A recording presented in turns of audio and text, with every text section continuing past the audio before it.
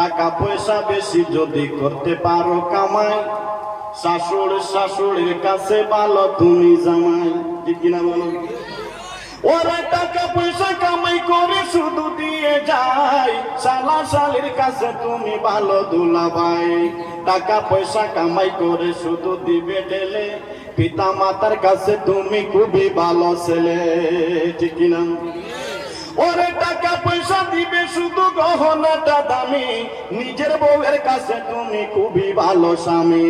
টাকা পয়সা দিবে শুধু হিসাব নিকাশ নাই, ভাই বোনের কাছে তুমি খুবই ভালো ভাই। টাকা পয়সা দিবে শুধু নেই তো কোনো চাপ, ছেলে মেয়ের কাছে তুমি খুবই ভালো বাপ। ঠিক না? ওরে টাকা পয়সা কামাই করে দিবে নতুন জামা, বাগনা বাগনের কাছে তুমি খুবই ভালো মামা। ওরে টাকা পয়সা দিবে শুধু হিসাব নয় এক বিন্দু, বন্ধু বান্ধবের কাছে তুমি খুবই ভালো বন্ধু। ওরে টাকা পয়সা কামাই করে দিবে দর্জন, আত্মীয় স্বজনের কাছে তুমি খুবই ভালো স্বজন। ওরে টাকা ধরো টাকা কামাই করো, টাকার মূল্য বুঝেছি ভাই যখন হয়েছি বড়। ওরে টাকা পয়সা দিতে পারলে সবার কাছে ভালো, না দিতে পারলে সুন্দর মুখটা দেখবে তুমি কালো। ও বন্ধুগণ, আমি যে কথা বলেছি ঠিক কিনা বলো? ওরে টাকা তুমি জ্বালাইয়া গেলা, সংসারের আগুন নিবাইয়া গেলা না। এই টাকা যদি তুমি রোজগার করতে পারো না, তাহলে তোমাকে খেয়েও ভালোবাসে। ও বন্ধুগণ আমার, কবির মনোযোগ দিয়ে শুনেন। যদি তুমি উপযুক্ত হওয়ার পর, যদি তুমি তোমার বাবাকে যদি তুমি টাকা পয়সা রোজগার করে না দিতে পারো, বাবার কাছে তুমি ভালো নয়। যদি তুমি বিবাহ করলা, তোমার বিবিকে যদি ভালো ভালো শাড়ি, ভালো ভালো বুরকা, ভালো ভালো চপ্পল যদি না দিতে পারো, তোমার বিবির কাছে তুমি ভালো নয়। ও বন্ধুগণ, আল্লাহ রাব্বুল আলামিন বলেন, ওয়ামাল হায়াতুদ দুনিয়া ইল্লা মাতাউল গুরুর। বলেন সুবহানাল্লাহ। আল্লাহ যেহেতু আল্লাহ যেই কথা বলেছেন, কথা আল্লাহর কথা কি মিথ্যা? আল্লাহর কোন কথা মিথ্যা নয়। আল্লাহ রাব্বুল আলামিন কোরআনে কারীমের একদম প্রথমের মধ্যে বলে দিয়েছেন, যালিকাল কিতাবু লা রাইবা ফীহি। আল্লাহ বলেন, আমি তোমাদেরকে এমন একটি কিতাব দিলাম, এই কিতাবের মধ্যে কোনো ভুল নাই, ভুলের কোনো অবকাশ নাই। আল্লাহ রাব্বুল আলামিন আমাদেরকে এমন একটি কিতাব দিয়েছেন রে ভাই, এই কিতাবের অনুসরণ করে মানুষ আল্লাহর ওলি হয়ে যায়। বলেন সুবহানাল্লাহ। ও বন্ধুগণ, এটা হলো সুফিয়ানের মজলিস। আমার আব্দুল কুদ্দুস সাহেব অনেক মায়ের মানুষ। উনি যেহেতু এই মাহফিল তৈরি করেছেন, শুনেন কিভাবে মানুষ আল্লাহর ওলি হয়। একজন আল্লাহর ওলি নাম ছিল বাইজিদ বুস্তামি। আপনারা নাম শুনেছেন বাইজিদ বুস্তামি রাদিয়াল্লাহু তাআলা আনহু। উনি ছিলেন একজন আল্লাহর ওলি, বড় দরজার একজন ওলি। উনার উপরে আল্লাহ রাজি ছিলেন, খুশি ছিলেন। বলেন সুবহানাল্লাহ।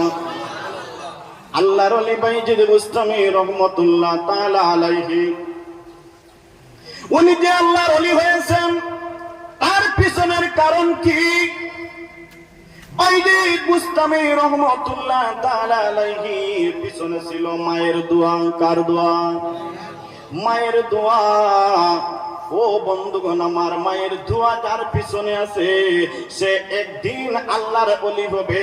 তার দুনিয়ার মধ্যে কোনো কমতি হবে না, আখিরাতের মধ্যে তার কোনো কমতি হবে না। বলেন সুবহানাল্লাহ।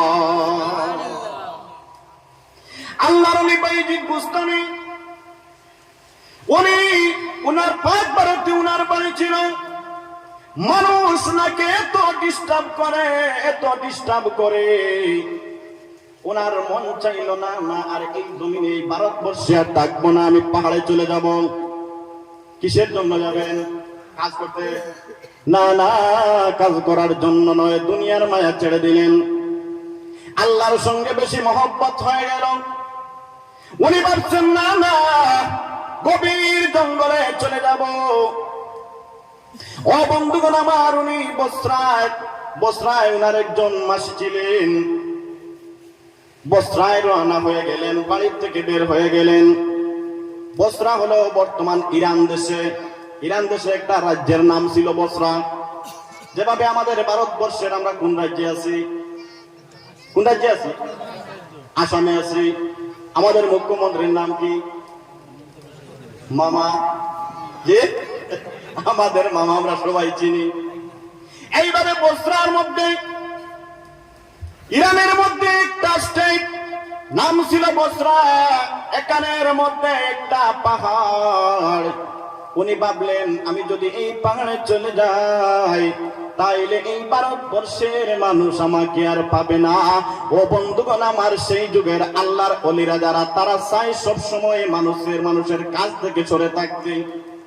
কিন্তু দেখা যায় আজকের যুগে আমাদের কিছু ভণ্ড ওলি আছে, তারা সব সময় চায় মানুষ তাদের দরবারে গরু নিয়ে আসতো, বকরি নিয়ে আসতো। এগুলো চাইবে, চায় না? এগুলা হলো ভণ্ড ওলি। ও বন্ধুগণ আমার, হক্কানি আমাদের অলিগণ আছেন, তারা মুঠে মানুষ আগেটা জিনিস চায় না। তারা চায় সবসময় মানুষ যদি সরে থাকে তারা আল্লাহর নাম নিতে পারবে। আল্লাহর ওলি বাইজিদ বুস্তামি চাইলেন মানুষের কাছ থেকে সরে যাওয়ার জন্য বসরায় চলে গেলেন। যাওয়ার সময় একটা ঘটনা ঘটল। উনি বাড়ির থেকে বের হয়েছেন, এমন সময় আকাশ থেকে উনার উপরে একটা পাখি পায়খানা করে দিল। ও বন্ধুগণ আমার, বাইজিদ বুস্তামির একটি কিতাব, যে কিতাবের নাম আওয়ারি শরীফ।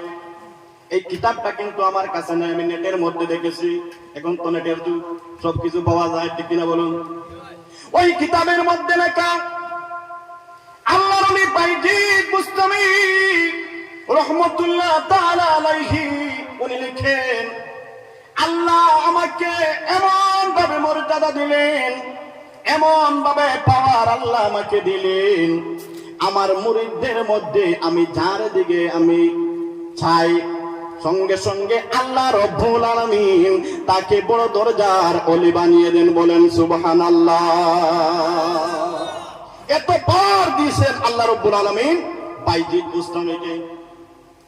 বাইজিদ বুস্তামির জীবনের মধ্যে কত নামাজ কথা ছিল না? বলেন সুবহানাল্লাহ। ও বন্ধুগণ আমার, বাইজিদ বুস্তামি বের হয়েছে, বসরা নগরের মধ্যে চলে যাবে। দেখেন, ইরান দেশে যাইতে আমাদের ভারতবর্ষ থেকে প্রায় 8 ঘন্টা সময় লাগে প্লেনে। কয় ঘন্টা লাগে?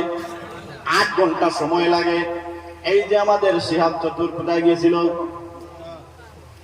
সৌদি আরব হজ করতে।